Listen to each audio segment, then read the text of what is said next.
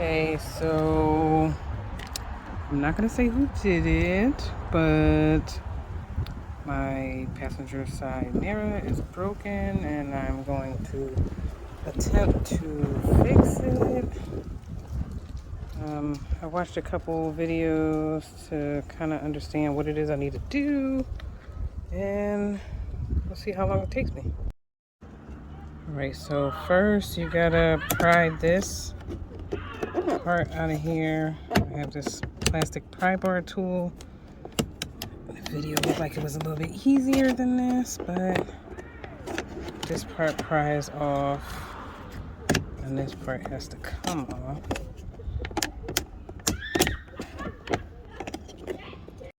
Alright, so not too bad, got this part off. Alright, put that to the side. Now there's some screws in here. The T20. Oh, looks like it's just one screw. So one T20 screw, and then this pries off, this handle part. Pry this off. I did replace this when I first got the car because it was kind of sticky and I didn't like it. So we'll see. So I used the pry bar. I got the door handle off and this plate off. So now I'm gonna start taking the T20 screws out there and there, and apparently there's some more, yep, down in the bottom under here, two down here. So I'll let you know how it goes.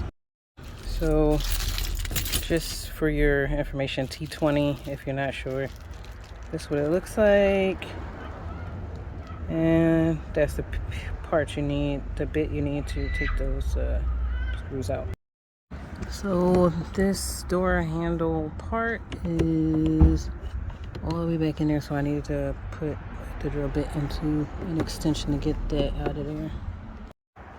Alright, so I have 1, 2, 3, 4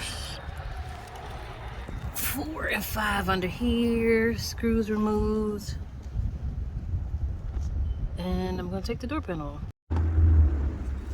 Alright, I got the door panel off. There's wire connections, the motor to the mirror, the speaker wire that you have to disconnect, and the door controls. So, I'm going to disconnect these wires. You know what, on second thought, there's really no need for me to disconnect the wires, because what I need to take off is this trim piece around the window. So I am going to pry that off and leave all the wires disconnected, so I don't have to worry about reconnecting them later. So on second thought, I don't need to remove this whole trim piece. This is like an abridged version. You got 2 screws here, and then under this trim piece is a 3rd screw. I'm gonna take all 3 of those screws out. I did disconnect one wire, and that's the motor control for the mirror. And once those 3 screws are released, I should be able to take that part off, put the new part on, and put everything back together. And just like that, part is off, and I will start putting the new part on and putting everything back together. There, the mirror is off. Probably took me 15 minutes tops to get the part off, and we'll see how fast I get it back on. So there's a new mirror. I'm holding it on by hand and hand tightening the 3 screws.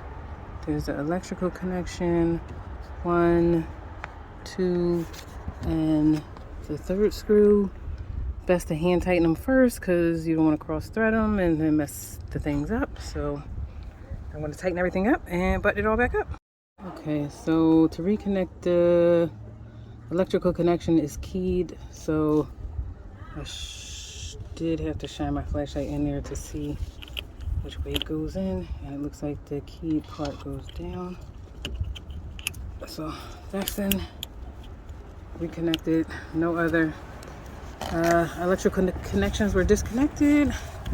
I'm gonna turn my car on and try this before I button everything back up, and then I should be good to go. All right, doing it, panning it in, panning it out, up, down. Looks like everything works. They fold in, the mirrors tilt in, and not bad. It is a dimming and heated window, so hopefully all that works too.